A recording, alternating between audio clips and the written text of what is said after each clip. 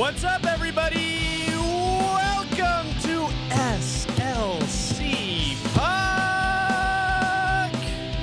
Just a little hint. When I do it softer, it's because my nephew is directly above SLC Puck Studios, so I can't bang on the and napping, so I can't bang on the desk as hard as I would want to.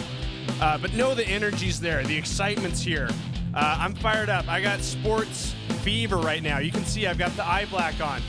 It's NFL Week 1, which puts us just a few weeks away from the start of hockey season. And that's what we're really here to talk about, right, guys? Welcome to SLC Puck. I'm your host, Austin Facer. It's good to be with you. You might know me from my viral hit this week on Twitter, which was kind of fun. And if you don't know what I'm talking about, it's because you're not on Twitter in the state of Utah, or maybe you just don't follow me on social media, and it's SLC Puck across the board. I managed to get all the social media handles. But what I'm referring to is this, and let me just preface this by saying this was a very funny little moment for me, okay? Because I put a lot of effort and time into the content I make for you guys here at SLC Puck, right? I spend hours on hours researching topics, coming up with note cards, getting things ready here to show you on the screen, doing all this stuff, right, to try to make SLC Puck as good as possible. But what's funny is sometimes your little stuff, the things you do thoughtlessly, end up taking off and become an even bigger viral sensation. And that was what happened to me this week on Twitter, which it was really, really funny. And it became funnier throughout the week for many reasons. But let me just also say this, okay? I do a lot for you guys here at SLC Puck, which I'm happy to do. This is a labor of love. Not only do I podcast, I design the merch, I do the social media, I write for the hockey news. But above all, what I really am for you guys is a consumer advocate. All right, I'm looking out for your dollars and cents, and that was what I was trying to do here on social media. I was at my favorite place in the entire world, the Costco in Salt Lake City, Utah, where I go literally every day. By the way, if you're one of those crazy deranged psychos who wants to like stalk me and like wear my skin or something, you know, as something like that, you'll probably just go to Costco at any time during the day, any given day, and you'll probably see me at some point. I just absolutely love Costco. And really, why wouldn't you? From like the hot dogs to the pizza, the smoothies are pretty good from time to time. I just like walking around Costco, and I do it literally every day. It's a weird tick of mine. But I was there the other day, and I saw something that I thought would be appealing to those of you who follow me in the SLC Puck community. I saw, and you'll see it right here on the screen. I saw this here. It was labeled a special event in the clothing section. And I'll just add this, like, as I'm getting older, I'm noticing the clothing at Costco is getting better. It's starting to look, I don't know if it's getting better, it's just looking better to me. It's more appealing to my aging sensibilities. I'm 32 and I'm not a dad, but I understand like how dads make that transition into Kirkland brand clothing. Cause I'll be honest, I do pick up like a lot of stuff from time to time, like, oh, I could wear this. But this time around, there was some great hockey stuff. Utah Hockey Club gear hit the racks at Costco. And so I just thought, hey, we'll just throw this up on Twitter. People might like this. People might like to know that there's a place to get some really reasonably priced Utah Hockey Club merch at Costco. It is not Kirkland brand. I ripped off the tag of this shirt. You can see I'm wearing one of the shirts right now. But still, like, you know, nice shirts. You know, there's a blue short sleeve shirt, a black shirt right here, the one I'm wearing with the logo on it. Very good deals. Short sleeve going for $17, long sleeve for $20. Screaming deals. It's not the $1.50 hot dog of deals, but it's up there. It's a pretty good deal. But anyway, I just tweeted this picture out, just expecting, you know, people, oh, that's kind of interesting. And it became my most viral piece of content that I produced yet for you guys here at SLC Puck. And I'll show you what I mean. Let me just scroll down here. This little picture here was seen almost 81,000 times since September 5th. And I'm talking to you guys on September 8th. And bear in mind, I only have like 300 followers. So this is like kind of nuts. But if you want to join the list of followers, feel free. It's at SLC Puck on Twitter. And by the way, I'm not calling it X. By the way, it's Twitter. It's going to be Twitter forever. But anyway, so it was seen so many times. It was retweeted. Again, I'm not saying reposted. It was retweeted, liked, comments, like tons of engagements. Like so many people saw this. I used the opportunity to plug my podcast right here in the comments, just with all the reposts I was getting. But again, it was super funny to watch this take off. And I thought like the way this kept blowing up was like really indicative of how people in like in this neck of the woods, like what they view important and what's like deemed newsworthy. Because it just got funnier. And my little tweet right here, okay, so just remember this picture right here. Just remember this little part right here. This was later in the day. I think this was, later the next day on the September 6th. This is on KSL TV, excuse me. This was aired like 3 times during the day, and here it is. This is funny for a lot of reasons. Utah Hockey Club merch was spotted recently. These reportedly on sale at the Costco in Salt Lake City. Okay. Look at that. You recognize that picture? Probably. Maybe so, right? Look at that. We see in the photos say long sleeve and short sleeve shirts. They look SLC popular Puck since the other shirt stacks are a lot taller than those. You gotta go digging. You gotta dig to find the one you want. It looks like you may only have 2 options, so. Looks cool. Good luck. Look at that. So I thought that was very funny that, you know, my little commentary, my little consumer report, you know, got picked up by the evening news on one of the biggest TV stations in Salt Lake City. I thought that was hilarious. And so that was pretty cool to see. Thanks for the plug, KSL TV. Definitely appreciate that. And again, this is like a big role I'm going to take for you guys, is helping you understand where to get your merch, where to look good, where to support the team. If you follow me on X, it just sounds dumb. It's Twitter. It's always going to be Twitter. If you follow me on Twitter, I tweeted out, again, I saw hats, Utah Hockey Club hats on sale at Target today. So it's just what I do. I like to walk around stores. I don't know. I don't like to spend money, but it's a good place to walk around. There's air conditioning. Again, if you're at Costco, walking around with a dog and a drink is just about is heaven on earth to me, really. And so follow me on Twitter. And every time I see like SLC Puck, or not SLC Puck, but if I do see SLC Puck merch out in the wild, I'll take a picture.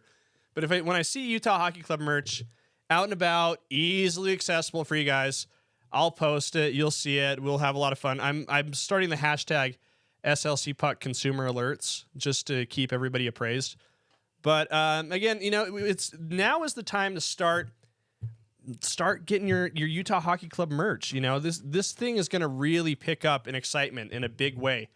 I mean, our big dates are coming up right now. I'm looking right here at my little calendar. The rookie face-off is September 13th through the 16th. Preseason games start September 22nd. They're in Iowa to play the St. Louis Blues. They're back the next day here in Salt Lake for the first preseason game at the Delta Center against the Los Angeles Kings. After that, they'll be playing the Avalanche at the Maverick Center on October 5th. And then October 8th is the big one. The regular season home opener against the Chicago Blackhawks. And it's going to be a lot of fun. So you're going to see the coverage really ramp up on this. It's going to be more and more exciting. If you want to be the cool guy, like just out and about, you know, the one all the chicks notice, you know, I would recommend getting some Utah Hockey Club merch for sure. And Costco seems to be a good option, as our good friends at KSL would agree. So, but you know, other places to get merch. Again, I talk about slcpuck.shop. I've got merch there. It's a great way to support the show. But I mean, in all honesty, like the best place to find what I feel is the best looking Utah Hockey Club merch is going to be at fanatics.com. And I'll just show you what I mean. Here's their little homepage here, their landing page with Utah Hockey Club merch. You know, the t-shirts look pretty good. They got hats. They got neon signs. They got this Clayton Keller jersey tee that I have that jersey tee, flags, pucks, pennants. Look at that. Same pennant right there, right behind me. That's pretty cool. So again, like, you know, there are places to get Utah Hockey Club merch, and Fanatics has easily the best selection. And I would just add this. I know you guys have been doing a fantastic job supporting the show, you know, like, comment, subscribe, all that good stuff. Shopping at slcpuck.shop is a great way to do it as well. But it would really help. What I'm going to do for you guys is I'm going to drop an affiliate link into the show description in the comments below. It's an affiliate link that takes you directly to Fanatics, and from there, you know, buy whatever you want, get all your stuff, and I would get like a little cut of the profits there. I believe, if I'm to understand how affiliate links work. And that would be a great way to help the show. Because believe me, putting together this incredibly well-produced show, and I mean, look, we got a microphone here and headphones and a TV playing a video game from over 20 years ago. This is not cheap to do. This is not easy to. I know I make it look easy, but it's really not. There is a little bit of cost, and so just to help me out, that'd be a great way to do it. But anyway, get excited, get revved up, get your Utah Hockey Club merch, get off your buns, and run to Costco and see if they have those shirts. And I'll just add this. This is not a plug for Costco. Costco has not bought any advertising on the show. I'm not sponsored by Costco. I wouldn't accept any money from Costco. I would do this for free. That's how much I love Costco. And so big ups on that. Get to your nearest Costco right now. As soon as this episode ends, I know there's football on the air. I know that there's a lot of great games this afternoon. I'm talking to you on Sunday, week 1 in the NFL. You still got time. Costco closes early today. You got to get there before these shirts sell out. I'm telling you, you have to. You have to. And again, not a paid advertisement by Costco. I would not accept any money from them. I love them that much. But we're getting really close, right? Key dates are coming up for the Utah Hockey Club inaugural season, all that good stuff. I mentioned sort of in the season preview where this team is at. Our good friends at the Hockey News here, the authority on everything you need to know about the NHL ahead of the season. And they're very authoritative because they asked me to write the season preview. That's how you know this is a good magazine, is if they ask me to come aboard and be a part of it. But the thing on the Utah Hockey Club is, I think the feeling is they're like a very sort of borderline playoff team. And this is something that General Armstrong, maybe that'd be a good name for him. I was going to say General Manager Bill Armstrong. We'll just call him General Armstrong. I think that's a cool one. I do love the guy. I have a man crush on him, as I've said in previous episodes. Let's just call him General Armstrong. General Armstrong was saying this on the All City podcast. And by the way, if you haven't tuned into the All City podcast, you really should, because I think we're being spoiled big time with our media coverage of this team. And I honestly, truly feel that. Now, the All City podcast is brought to you by the guys who covered the Arizona Coyotes for years. Steve Peters, Craig Morgan, they still work for All City. They're still located down there in Arizona. But from there, they're continuing their like really in-depth coverage of the team. Those guys do an unbelievable job. I don't think you could ask for better hockey reporting than what those guys bring to the table. Steve is like a former NHL video coach. I think he worked for the Coyotes even for a few years. So he's really good at breaking down the X's and O's. And I really like the way Craig Morgan tells stories too, especially about like lesser sort of known people in the organization. He's like the guy you can tell everybody in that group trusts. I think I even heard him say that he has a lot of the guys' wives and girlfriends' phone numbers that he can reach out to and get information from that way. So yeah, that's pretty cool, pretty good, pretty hard to get in the media world these days. So definitely check out All City. That's where I'm going to be getting a lot of my inside information from on the show. But again, Bill Armstrong talks about how this is a team that's fighting for the playoff spot now. That's the next step in their progression. And to do that, they have to play well within their division. And I thought it would be kind of fun, to sort of look more closely at the Utah Hockey Club's divisional opponents. And we'll just start 2 at a time for now. And I think for today, we're going to start at the tippy top of the ladder, the 2 teams that are projected to finish first and second in the division. Utah Hockey Club projected to finish 5th and then make the playoff as a wild card team. But the 2 teams at the top of the food chain in the Central Division right now, and if you follow hockey, this is going to seem remedial to you, and I apologize, but hey, we're trying to get everybody up to speed here.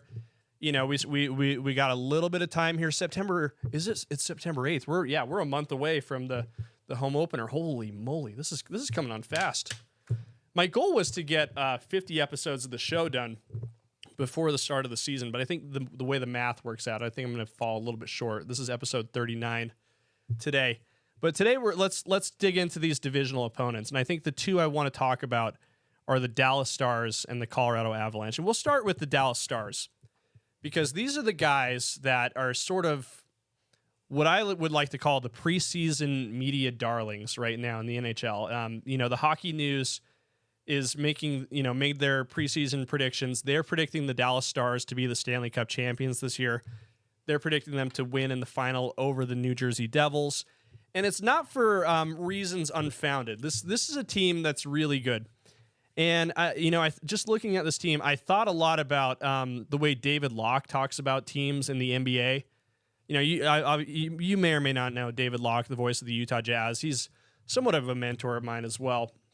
But he talks about, in the NBA, if you have a team that's top 10 defensively and top 10 offensively, that team has a very good chance of winning the championship that year. And that's who the Dallas Stars are. And if you look at their stats last year, again, one of the better teams in the NHL, they were top 10 in goals for and goals against. Goals for, they were third in the NHL, over 3.5 goals for. Goals against, they were also stellar. They were eighth in the NHL. Just about 2.8 goals allowed. So, there's a good difference there. And, they were really close to making the Stanley Cup final. They went the distance, I believe, with the Edmonton Oilers. I think that series either went 6 or 7 games. But again, they are predicted to take that next step this year and not only make it to the final, but win the Stanley Cup. And you look at the roster, and I think the way people are feeling about this team is they have like a nice core of like young talent, especially in the forward unit. That there's guys who are like pretty young and just entering the prime of their careers. There's also like a contingency of like veterans who are there to kind of lead the way. The defense, they had a few departures, but I think they feel like they can shore that up as they go, and it helps that they have a good goaltender in Jake Ottinger, who again was stellar last year. They were 8th in goals against last year. But again, this is the team that people are really thinking is not only gonna be the team to beat this year, but maybe like potential dynasty over the next 5 years. Just the way the timeline of the roster seems to be. And to get you guys more acquainted, we talk so much about I have talked about this, how, especially in Utah, we haven't had a team. So, following the NHL, for me, I was more about following players. And so just to get you up to speed with like the individual players on each of these two teams I'm going to talk about. For the Dallas Stars, the guy to talk about is Jason Robertson. He's been their leading goal scorer for the last couple of years. Last year, he had 29 goals, 51 assists for 80 points. The year before, he was even better. He had an unbelievable year. He had 46 goals, 63 assists for 109 points. And he's only 25 years old. So he's just entering the prime of his career. He's kind of like what you could argue, like maybe a better version of Clayton Keller. He's much bigger. He's 6'3", big dude, over 200 pounds. But like what's interesting about Jason Robertson, and it kind of supports the theory that I have on what we could see from the Utah youth hockey scene in a few years, is Jason Robertson is from Southern California. He's from Arcadia, which a place that I've been to quite a few times, actually. It's just outside of LA. They have like a racetrack there, a horse racetrack. They've got like this restaurant with like a weird windmill over the top of it. Like Arcadia is like, it's a nice little place. But again, like it's from Southern California. So you have to think that his hockey sort of background was very much influenced by, I guess you could say the emergence of the NHL in Southern California with the Kings, the Ducks, all that being in his backyard. And again, I'm just tying all these thoughts together. I talked about this with Steve Konowalchuk when I worked at ABC4 a few years ago. And I was like, what's the state of hockey? Like, why are we behind other places in the United States? And he's like, well, the truth is because we don't have an NHL team here in Utah. And I think you definitely see that that's the case. Like pockets of the United States where there are NHL teams, their youth hockey is much better, and they produce guys who end up going to the NHL and become great players. Another example of this is from our friends down in Arizona, who produced a very, very good player in Austin Matthews of the Toronto Maple Leafs, who you could argue is probably the best goal scorer in hockey, who was born and raised in Phoenix, Arizona. So again, that supports my theory. I think it's going to take a while. It's not going to be an overnight thing where we see a guy come out of Utah and become a great player in the National Hockey League. I think maybe it might take like 10 years to see this happen. But if we're to believe that like the youth hockey scene is going to advance in Utah, there's going to be 2 new rinks in Sandy when the practice facility opens there at the Southtown Mall.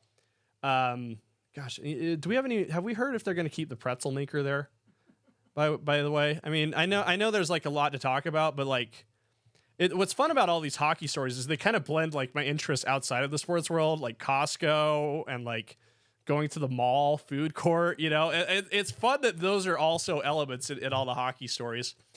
But again, my point is like, Jason Robertson's a great example of when you have like an NHL presence where you grew up, even if you're in Southern California, and Jason Robertson, one of those guys, he grew up in Southern California, but his family made the choice to send him up to Toronto in his later teenage years so he could get drafted into the NHL, kind of get a bigger look, because Toronto is the hockey capital of the world.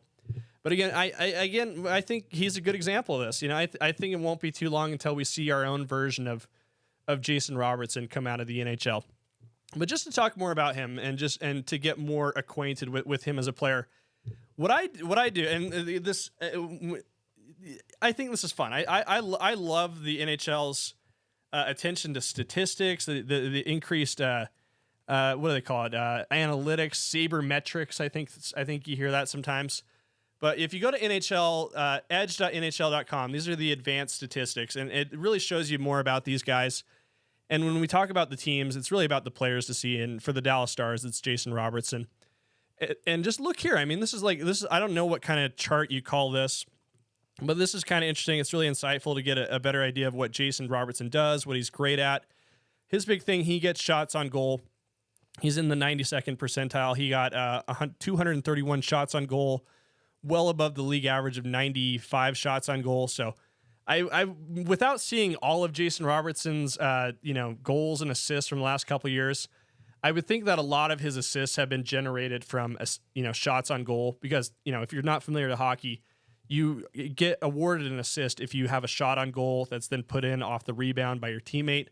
That counts as an assist for you. So I'm guessing quite a few of his assists come off of his shots. His shooting percentage is pretty good. It's above league average, and spends considerable time in the offensive zone. So he's an elite offensive player. But again, there's a lot of interesting things here. You can see his skating speed right here. Not necessarily the fastest guy in the world, which doesn't totally surprise me because he's 6'3", and I think taller guys in the NHL don't usually have tremendous speed. Taller guys in all levels of hockey, I would say, don't usually have a ton of speed. But if again you look here, his shot speed, it's interesting to see. You can see what kind of shots he's taking. He takes the majority of his shots in the 70 to 80 mile per hour range, which to me tells me he takes a lot of wrist shots. And I thought this was really interesting too. This is the shot location chart. It looks like he really likes this sharp angle right here on the right side, which makes sense because he's a left-handed player. It's not hard to imagine he may be taking a few of these shots with his feet actually at the goal line or below it. 2 shots from the corner. It's kind of interesting. Maybe going for a ricochet off the goalie when he's not looking. But again, if you look at his goals, he's very dangerous right here at the top of the circle. On the right side, that's probably what you would expect to see from a left-handed shooter. And this, if you're new to hockey, this is all gonna make sense to you the more you see it. But again, this is really interesting stuff here. And so, yeah, when the Dallas Stars come to town to play the Utah Hockey Club, that's definitely a game you should probably have on your calendar, because if they are who we are led to believe they are, this is probably one of the best teams in the National Hockey League and a very real contender for the Stanley Cup. So, you know what I didn't do? What I should have marked down when they'll be playing the Utah Hockey Club, because the schedule's out. Go look it up. You'll find it. And when they come to town, we'll talk more about the Dallas Stars. But since we're here, it's week 1 of the NFL season. What I thought we could do is maybe just for fun, I'll give you like an NFL team comparison for the Stars and the Avalanche. And for the Stars, what I decided, I think the best NFL equivalent is probably going to be the Detroit Lions this year, because I've seen the Detroit Lions sort of be that preseason media darling as well. I think a lot of people like where their roster's at. They have some veteran leadership at quarterback as well. So for me, I think the NFL equivalent of the Dallas Stars is the Detroit Lions. And if you guys disagree, chirp in the comments, let me know. Be nice, of course, but if you have any disagreements, let me know. But let's move right along to talk about the team that I think is going to be sort of posed as the Utah Hockey Club's natural rival over the next few years, especially if the Utah Hockey Club ends up with like a dumbass name like the Blizzard, which I would be so against. I would wear this incessantly. I wouldn't buy a single item of Utah Blizzard gear. By the way, I'm like racking up a lot of like clothing for the Utah Hockey Club. By the way, I have like so many shirts now. Let's say Utah. I probably have 5 Utah Hockey Club t-shirts by now. And I'm looking forward to buying the Utah Yetis gear, when that happens, or the Utah Outlaws gear, which would be my favorite that I've said repeatedly on this show. If it's the Utah Blizzard, I shan't buy a single t-shirt with any Blizzard insignia on it. I just won't do it. But regardless of whatever our team's name is going to be, the rival is probably going to be the Colorado Avalanche. And I'll just get right to their NFL comparison right now.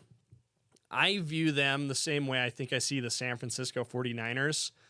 Now, the Avalanche have won a Stanley Cup recently. The 49ers haven't. The Avalanche won their Stanley Cup in 2002.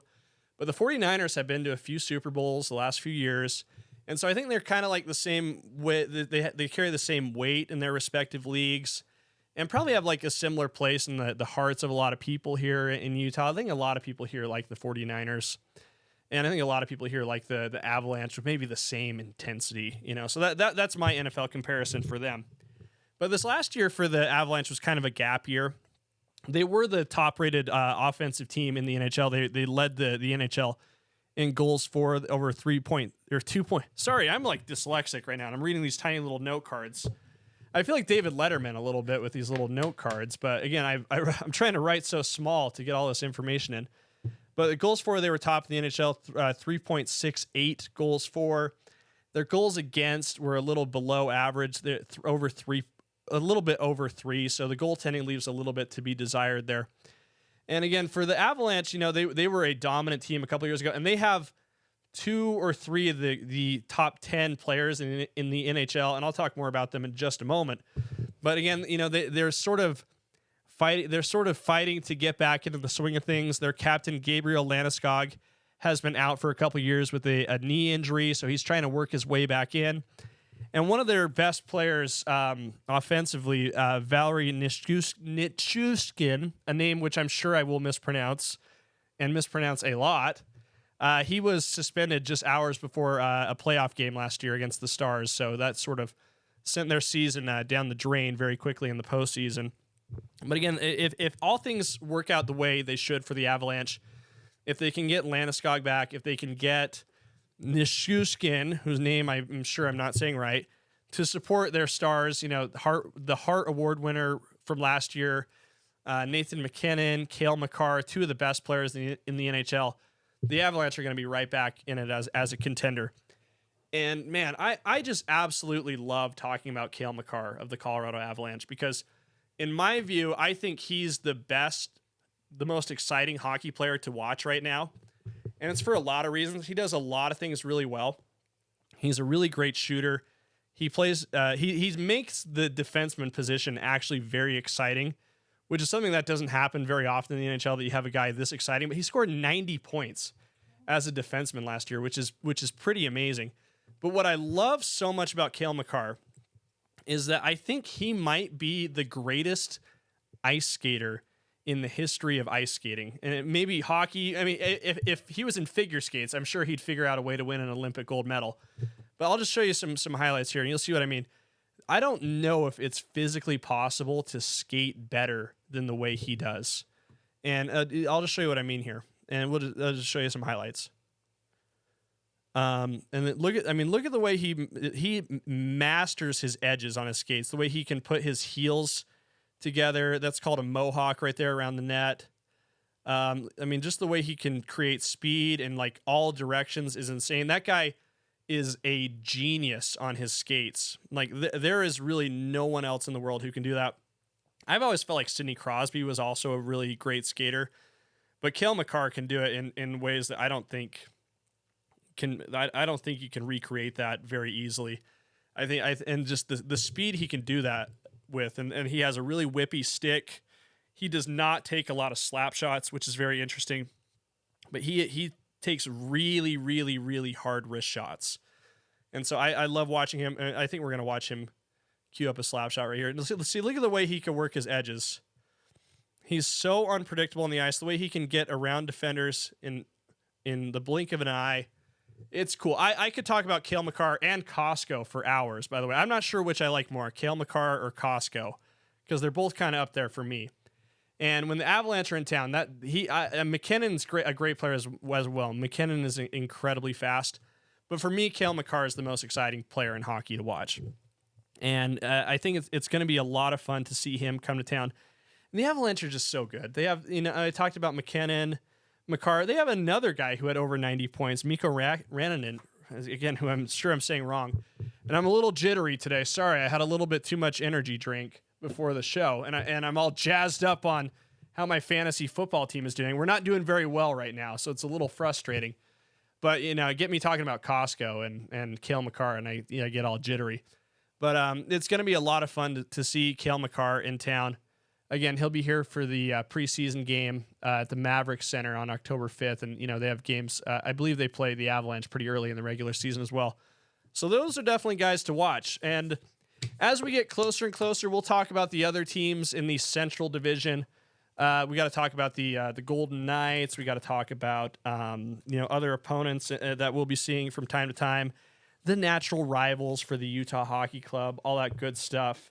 The Minnesota Wild, the St. Louis Blues, Winnipeg Jets, Chicago. We'll definitely talk about the Chicago Blackhawks ahead of the home opener as well. But again, so much fun happening. Get to your nearest Costco right now to get some Utah Hockey Club merch. You can get SLC Puck merch as well. slcpuck.shop.